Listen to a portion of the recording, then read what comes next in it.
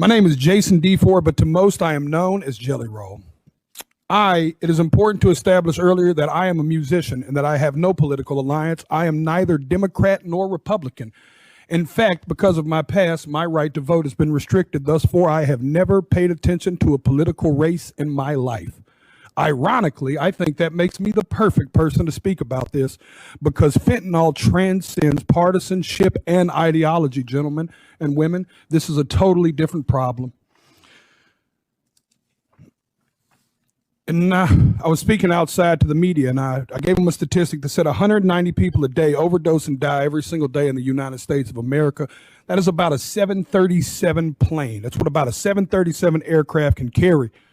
Could you imagine the national media attention it would get if they were reporting that a plane was crashing every single day and killing 190 people? But because it's 190 drug addicts, we don't feel that way.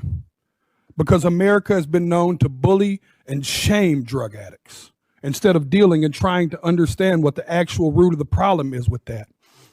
But the sad news is that narrative is changing too, because the statistics say that in all likelihood, almost every person in this room has lost a friend, family member, or colleague to the disease known as addiction.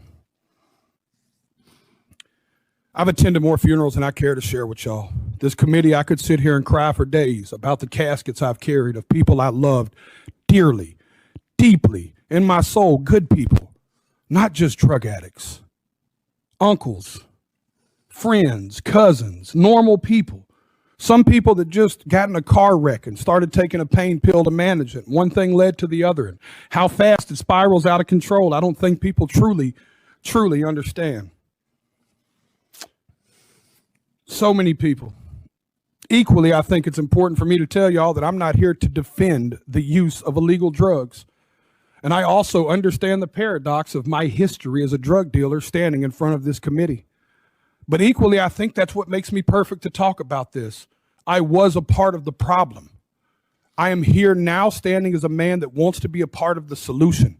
I brought my community down. I hurt people. I was the uneducated man in the kitchen playing chemist with drugs I knew absolutely nothing about, just like these drug dealers are doing right now when they're mixing every drug on the market with fentanyl, and they're killing the people we love.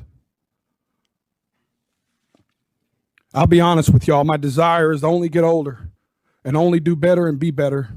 I believed when I sold drugs genuinely that selling drugs was a victimless crime. I truly believe that, y'all. My father always told me what doesn't get you in the wash will get you in the rinse. Now I have a 15-year-old daughter whose mother is a drug addict.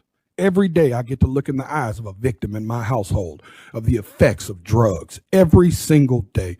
And every single day I have to wonder if me and my wife, if today will be the day that I have to tell my daughter that her mother became a part of the national statistic.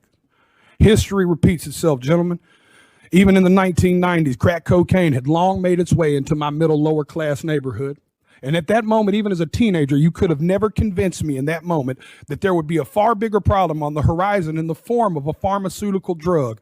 And then I watched opioids and Oxycontin burst onto the scene. I'm here to tell y'all that fentanyl is going to make the Sackler family look like saints. And I want to let y'all sit with that for a second. It is time for us to be proactive and not reactive. We were reactive with crack. We were reactive with opioids. And y'all are taking the first step at somebody in Senate finally being proactive. I truly believe in my heart that this bill will stop the supply and can help stop the supply of fentanyl. But in part of being proactive, gentlemen and women and ladies, I have to be frank and tell y'all that if we don't talk to the other side of Capitol Hill and stop the demand, we are going to spin our tires in the mud. Y'all are taking the first step, but I encourage you to take it outside of this room and you take it to your colleagues and your constituents and you give them the most that you can. I know I've got a few seconds here, and Senator Brown said I may or may not go over. All I want to say is that I not only encourage y'all to do this, I encourage y'all to take it a step further. At every concert I perform, I witness the heartbreaking impact of fentanyl. I see fans grappling with this tragedy in the form of music that they seek solace in music and hope that their experiences won't befall others. They crave reassurance. These are the people I'm here to speak for, y'all. These people crave reassurance that their elected officials actually care more about human life than they do about ideology and partisanship. I stand here as a regular member of society. I am a stupid songwriter, y'all, but I have firsthand witnessed this in a way most people have not. I encourage y'all to not only pass this bill, but I encourage you to bring it up where it matters, at the kitchen table. Thank you for your time.